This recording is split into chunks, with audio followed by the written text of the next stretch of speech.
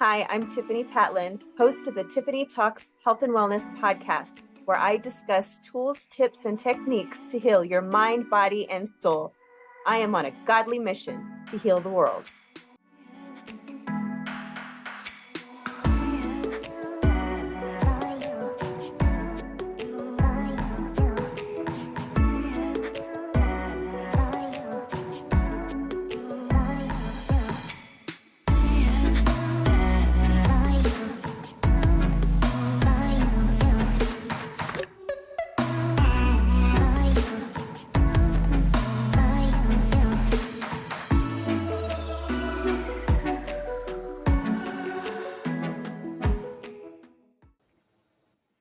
Hey, everybody. Thank you for joining me today for episode 46, where I am so excited to talk with Rebecca Laurel-Hill about nutrition, well-being, all the good things. So let's bring her on. Hi, Rebecca. Hi. How are you doing today? I'm fabulous. Love to hear it. So good. So I love bringing people on such as yourself, because this is a topic that's very, near and dear to my heart. I'm very passionate about it. So I just love meeting new people and giving them the platform to talk about, well-being and nutrition, because I feel, I'm sure you know, how many people in this world need help with that. So if you would, I'd love to learn how it is that you decided that this is what I want to do. This is what I want to be, a well-being coach for women. How did you start? Yeah, okay. Well, thank you for having me, first of all. I really appreciate being here. It's an honor. And so way back, I would say I knew that I had to do something in health and wellness when in high school, I really fell in love with wellness. And I went to college and I studied biology, and I didn't really know where that was going to lead me. I had some ideas. And then I finished that degree, and it was I didn't really want to be stuck in a lab. I felt like my options were either go to graduate school and be in a lab type setting and, go the PhD route and be a researcher, or I kind of had you could say an awakening one day. And I'm like, why don't I go into nutrition? I love health and wellness. And with all my chemistry and science background, I already had a lot of the foundational stuff. I just had to do my nutrition stuff. And so that's what I did. It just felt really aligned to me. It felt like the right path for the career I envisioned for myself. So I went and got my nutrition degree, got my credential as a registered dietitian, and that's where it started. And then as I was in college, I also developed an eating disorder. I was an exercise bulimic it started in college, and then it lasted for, I would say, 10 or 12 years after college, until about the age of 30. And, the whole time I knew I wanted to be an entrepreneur. It was just something deep inside me. I knew I wanted to have freedom in my life as much as possible in every way. And to me, it just made so much sense to be an entrepreneur. But when you're first out of college, or you're in your 20s, I mean, maybe it's different today, but back, with the internet and how it's evolved and everything. But back when I was in college, the internet was just starting, and there weren't these online entrepreneurs. So I just, I went and did a research job. I went and did jobs in nutrition and whatever. And then I finally decided to start my own business, and then life happened. I went through a divorce, so I went back to the corporate world. I worked for a nutritional supplement company, but about 5 years ago, I was like, I just want to be an entrepreneur. It's like, I've loved every job I have, but there's just this inner calling where I'm like, I just want to be so free in every way. And so that's because by that time I had healed from my eating disorder. I really felt like I had something even more valuable to bring to the world besides just my nutrition knowledge, that I was trained in. I felt like I had so much more life experience, and also my own journey within myself of healing to bring even more service to the world. So that was about 5-6 years ago. I broke out into, dabbling in entrepreneurship again. And that's what brought me here. And as entrepreneurs, we evolve and we grow. So the business I started back then is not the business I have now, kind of thing. But the core theme of all of it is very related to what you do. Like right now, I really see myself as a woman who wants to help other women be truly nourished in body, mind, and soul. And like you said, a lot of women struggle with the whole food and body stuff. The diet culture, the diet industry feeds into that in so many ways. And so that is the core of the work that I do. It's helping women break free from what you would call like overeating and dieting cycles, and stepping into, that ability to naturally lose weight that they want to lose, and be able to keep it off, and all the things that are required internally, not just the food, but also internally, and like how they see themselves and how they relate to themselves and their bodies, and also to food. Like really a lot of the mental and emotional work that is required to lead to that peaceful, easy eating and natural weight loss that they want. So that's the core of my work now. But it also goes beyond that, because, I really believe that every human and every person deserves to live their best life if they're willing to have the courage to create that for themselves and step into that and get out of their comfort zone. So that's kind of like the next level of my work. It's like, okay, let's nourish your soul. Let's follow breadcrumb trails of joy, because we're always receiving like guidance and from however you see your higher power, God, however you relate to something outside of you, if you do, and or like guiding you and a powerful force in your life. And I believe we're always receiving guidance from that, and it comes to us through like our really powerful feelings of excitement and joy. But oftentimes, because of our human conditioning, we disregard that, or we get excited about something. We're like, oh, and then we come up with all the stories from our conditioning, like why I can't have it, why I'm not worthy of it.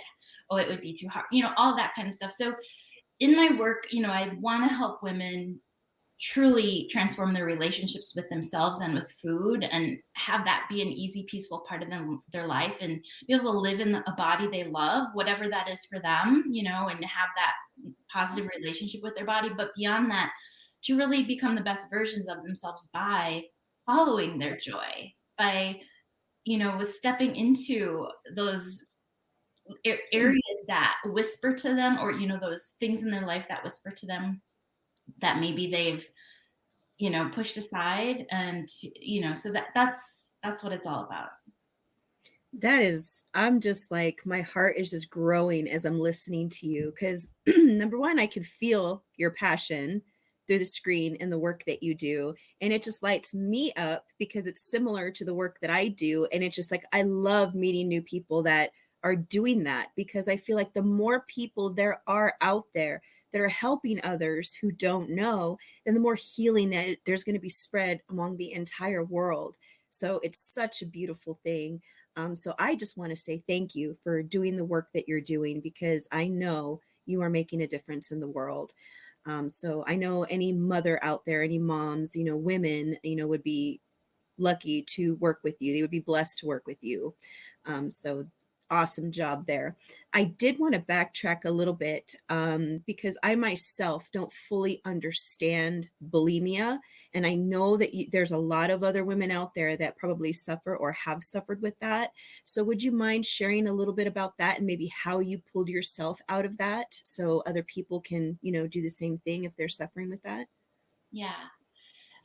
So essentially there's, I think in the DSM, the diagnostic manual for that like psychologists use and psychiatrists use to diagnose mental health things, eating disorders are in there. And I believe bulimia has 2 forms in there.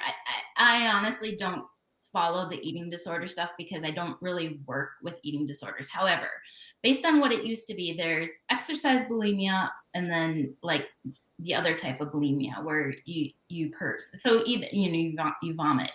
So it's a binging and purging cycle.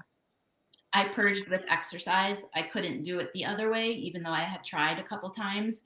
And that was this really scary kind of awakening moment, because I felt it was more, and I think a lot of women are probably exercise bulimics, but they're never diagnosed, or they're like not so severe that they have to go to treatment, but they have those patterns of overeating and then over exercising. Mine was severe enough that I was able to be diagnosed with an eating disorder, but I think what I'm getting at, it's like almost more culturally acceptable. Like if you're going into the bathroom and you're vomiting, there's a lot of shame wrapped up in that. There's a lot of like heavy emotional stuff wrapped up in that, like guilt and shame and all those emotions. I think if you're an over exerciser, you can kind of like fly under the radar a little bit more, like, oh, I'm being healthy, I'm exercising and this, that. But inside of yourself, like, to the public, right? To the public, you can kind of like fly under the radar, or maybe to your family and your friends. But with your relationship with yourself, you feel all that shame and guilt, and you know that this is not what you want to be doing, and this is not how you want to be living. So to basically answer your question, bulimia is a binging and purging cycle of some sort, where you binge on food, large amounts of food. And I'm sure they have diagnostic criteria of like what that is, but then it's like you have to get rid of it. Then it's like this like OCD compulsive like feeling like, oh, now I have to go do something to get rid of this. And there's other ways, laxatives and things. It's just purging in some way of all the food that you've consumed. That's bulimia. And that's detrimental to our body, because our body was not designed to do that. Correct? Yeah. Oh. Yeah. Why is it that you think that, from your experience and maybe working with others, why you think that, where does that stem from? Like my immediate thought process is, well, let's look at your childhood, like what happened in the past, because like you mentioned, that's why you do the mind, body, and soul, because it's all interconnected, right? It's like all connected. You can't, it's just like a web of things. They're just connected. So you can't work on one thing and not the other. That's really a whole thing, the whole holistic thing. But I'm just wondering if what you would say to that, like where it stems from, or why you feel that women resort to that. Yeah, well, I think it's very individual as to how it starts. So for me, I don't feel like I had any sort of childhood trauma that triggered it in my situation. For me, it was truly a biological response to exercising too much and not eating enough. So there is a biological component. We have a lower brain where all its function is to keep us alive, and it will do anything to keep us alive. That's what it's for. And when that goes into survival mode, like such as you're not eating enough, immediately it's on high alert, and it's like, make this woman eat. And so you get these incredible urges to eat a lot of food, and you feel like you can't stop. And a lot of women, and this can just happen from regular dieting too. Like for me, it was tons of exercise and then not eating enough throughout the day that really put me into that cycle. And then I started binging, and then I was like, oh my God, like I'm going to gain so much weight. And so then you get into that compulsion, and it's like this constant, and I think, and that happens with the other type of purgings as well. So it can start with like restrictive, like trying to lose weight, like restricting food or exercising a lot, or both.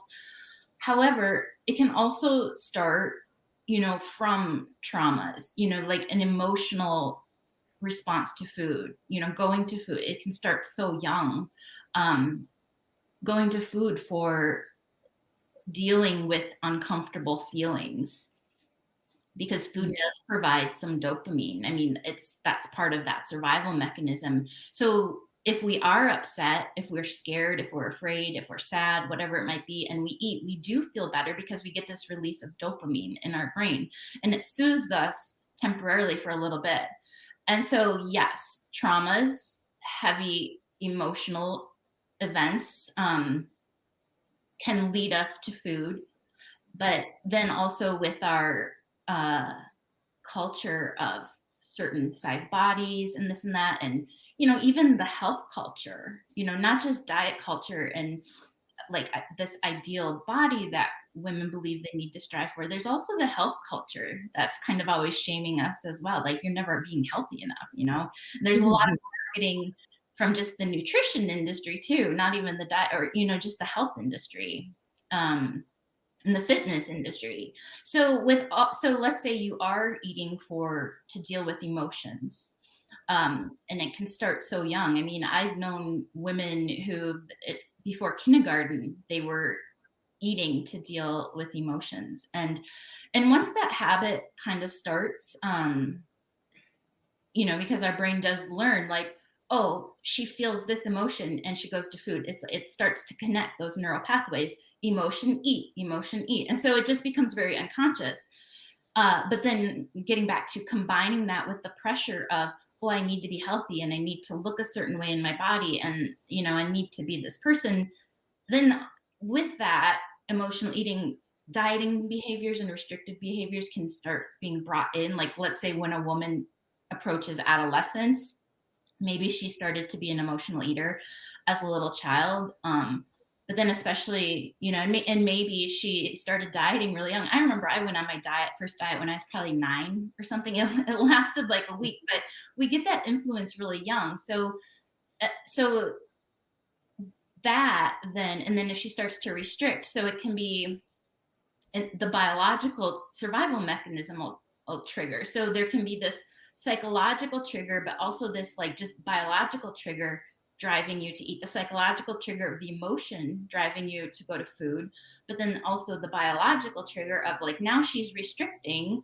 And so it's like the double whammy.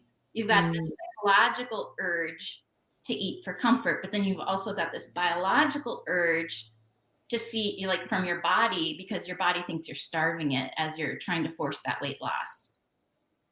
So there's it can be a lot to untangle for some women, a lot of pieces that have to be addressed to really get, you know, to the true, what you would call the healing of the relationship with food. And that's why you are a well-being coach, right? Because you take that knowledge and you plug it in with all the other knowledge, with the mental, you know, and the spiritual and the whole 9 yards. I love that. Do you have any favorite success stories, or like a moment where you could like just share with us something that one of your clients, your favorite ones that you've done, you know, that it's just been miraculous, to give our, you know, listeners an idea of what it's like to work with you? Yeah. So, I mean, it can be as simple as women just kind of being on that diet overeating cycle for a long time. Like, they might be really confident in their ability to eat well. Like, they know a lot about nutrition, but they just got caught up in the diet culture, and like, they kind of feel confused. And all of a sudden they're on these cycles of like losing and gaining and losing and gaining. Right. And so it can just be as simple as like teaching them to begin to eat intuitively, like, because they get all up in their head, like, I gotta count, I gotta track, eat this, don't eat that. So for some women, it's just as simple as like giving them the permission and the ability, like helping them with the ability to trust their bodies and themselves, that you can be guided. Like, you don't need to count it, you don't need to track it, you don't need to do this. Like, you can begin to tune into your body and you know, learn how to do that. And I teach them how to do that, and then that will naturally guide you out of that overeating habit, just like that eating intuitively in connection with your body, and allowing your body, because your body knows exactly what to do if you can trust it and listen to it and allow it. So for some of them, it's just getting them out of the diet mentality.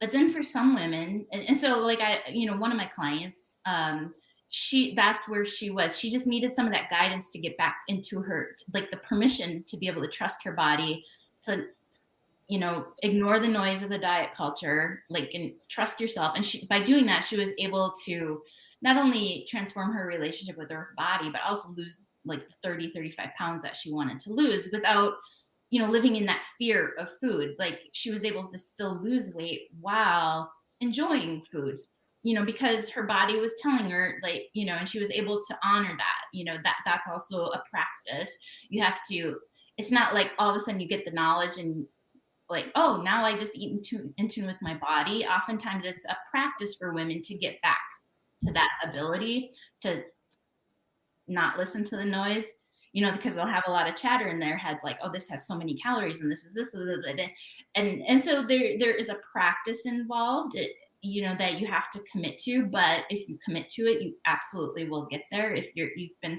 really stuck in that diet mentality, as it's called.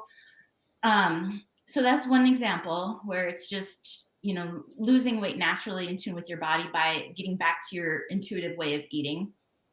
However, then there's other women who, I'm thinking of one client in particular where they've been maybe dieting since the age of 7 or 8.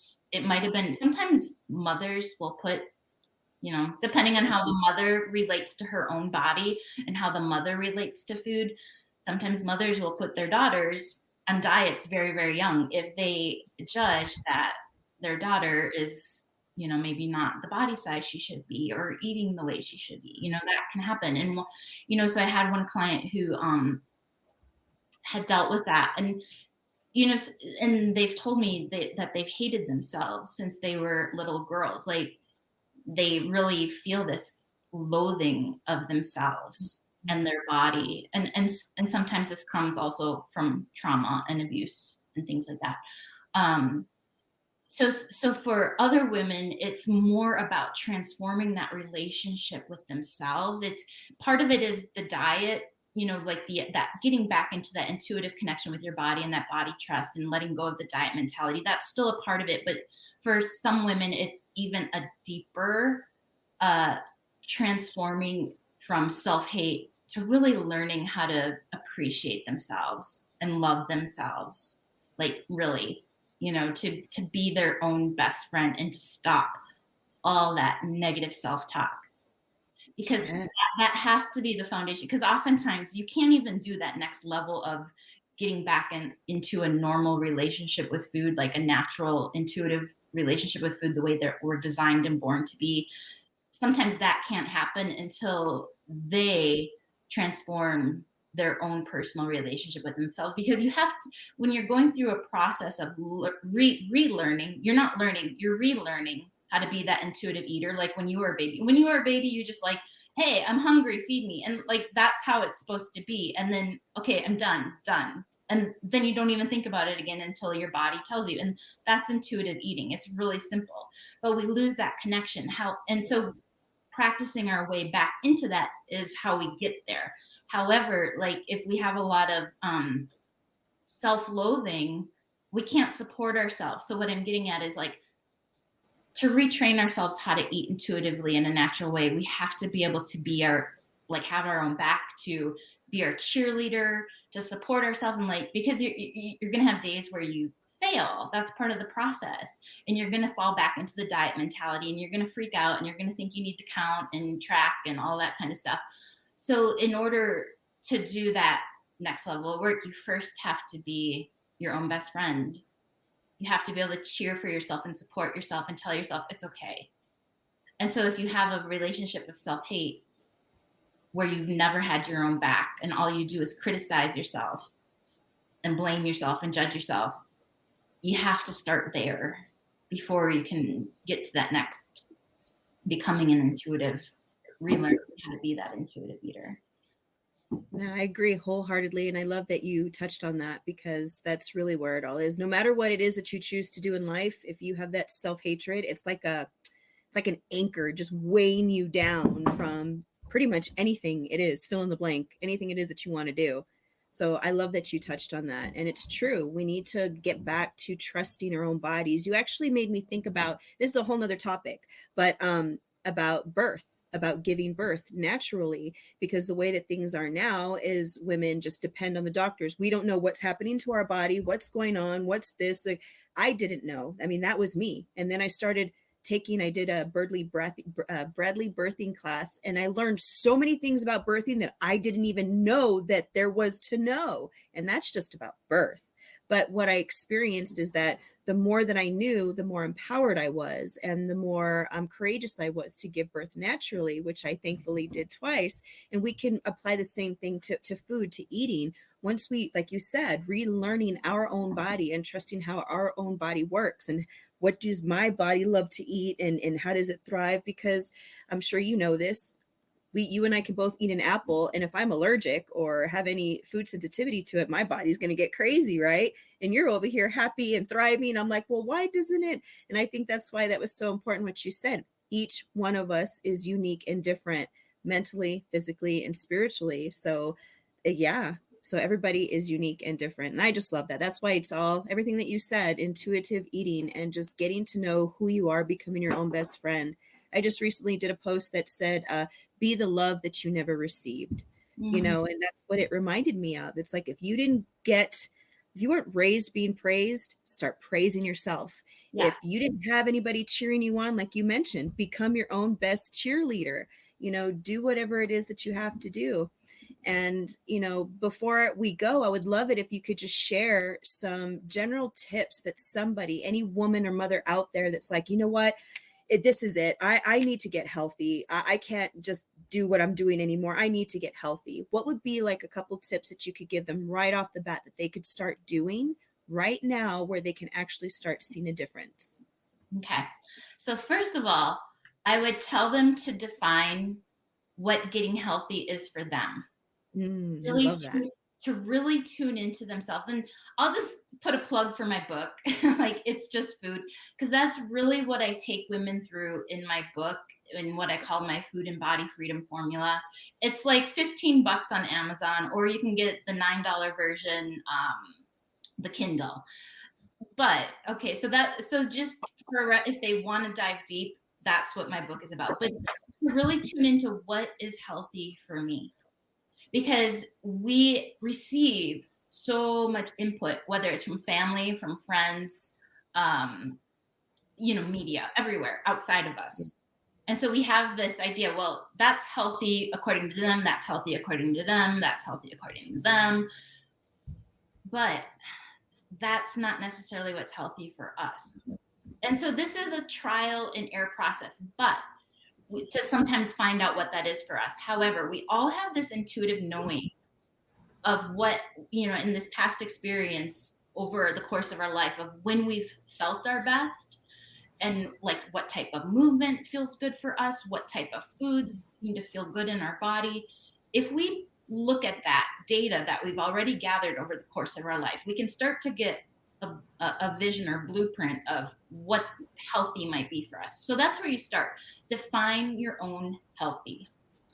And then the next step is to practice becoming. I mean, there's a few other steps in between, but it's to first get clear on how healthy is for you. Like, how does she think? How does she feel? And what does she do? That healthy version of you.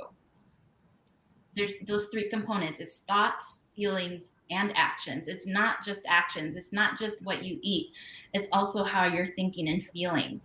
It's holistic, right? So that's what I would say for anybody who wants to go on a health journey, to first just get crystal clear on where you're going, like your North Star. Like, who is she? How does she move her body? And it might not be at all like what a personal trainer would say, or, you know, the fitness industry. You know, you get to decide what feels great for you. What foods would you love to be eating, like that ideal version of you that you want to be, not what other people are telling, or not what diet culture might say, but what would you love, and what do you know feels good in your body already?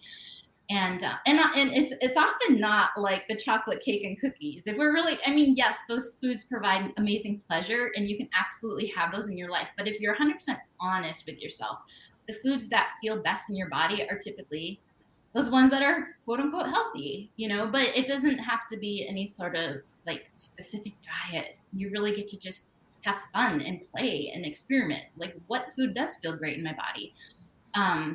So create that vision of how she's moving, how she's eating, and also how she's thinking and feeling. Like, is she a stressed out, anxious, worried, always seeking the other people's approval, always like fearing what people are thinking? Is that your healthiest version of yourself? Or is she empowered and she can make her own decisions and she's at peace with herself and at peace with her life? And, like, it's really going beyond the food and the movement, and also how is she thinking and feeling, and how is she relating to herself and other people? Get a clear vision of her.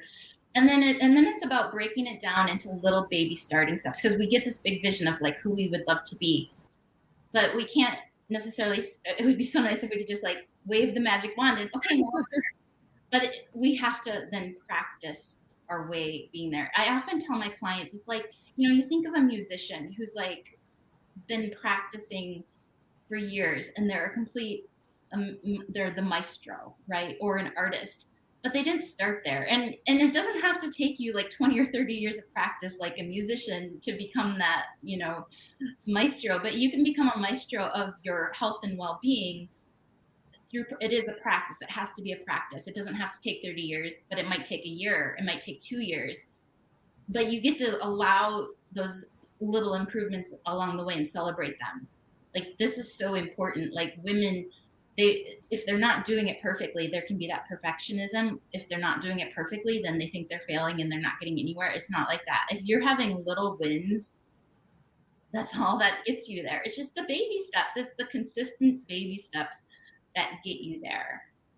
And so that's what I would say. Create your vision, start practicing baby steps, praise yourself, see every little win, love yourself, have your own back, be your best friend. You will get there. And get resources and tools that you need. Like, if you feel like you need support or you're lacking some knowledge and you don't really know, like you envision this for yourself, but you don't really know what that entails, that's where you would find a book or an expert or a course or a podcast or whatever it might be to kind of like start to get the knowledge that you might need to get to what you envision for yourself. There's that aspect too. Yes, I love everything that you shared. So for those listeners out there that are going to heed Rebecca's advice, when you're done figuring out what all that is, then I highly encourage you to reach out to Rebecca. Her website is scrolling down below. It's also in the show notes. Same thing with her, Stress Less Holiday Eating. This is the perfect timing for that. She has that, her Food Freedom and Body Bliss. So she's got all the tools, everything that you need. So I recommend reaching out to her so that way you can, just have the wonderful opportunity to work with her and learn and grow and to be the person that you were always designed to be. So thank you so much, Rebecca, for being on. I truly appreciate you and all the golden nuggets that you shared with us today. Oh, it was my pleasure. I love it. I love sharing. I love talking to other like-minded women like you and healing the world and helping. I just have a passion, as you can tell. I just want women to feel amazing in their lives. Every woman deserves that. Every human, but we have this connection to our soul sisters. So yeah. Wow. I could not have said that any better. That was awesome. The feeling is mutual. Well, thank you so much and enjoy the rest of your day. Thank you. Bye. Bye. Oh, that was a good one. I hope you guys enjoyed that as much as I did. And if you'd like to see more videos like this, please don't forget to subscribe, and you can like and follow us on social media, Facebook, Instagram, Twitter, all the things. And I will see you guys on the next episode. Signing off for now. Bye.